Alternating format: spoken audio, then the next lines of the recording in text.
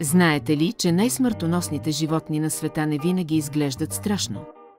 Например, конусният охлюв, с неговата красива черупка, е един от най-отровните организми в океана. А бразилският странстващ паек.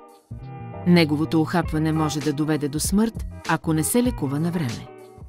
Каменната риба, която се крие сред камъните, инжектира мощна отрова, причиняваща ужасна болка. Африканският слон, въпреки че е миролюбив, убива стотици хора годишно, когато се почувства застрашен. И нека не забравяме медузата CHIRONEX FLICKERI, чието ожилване може да спре сърцето.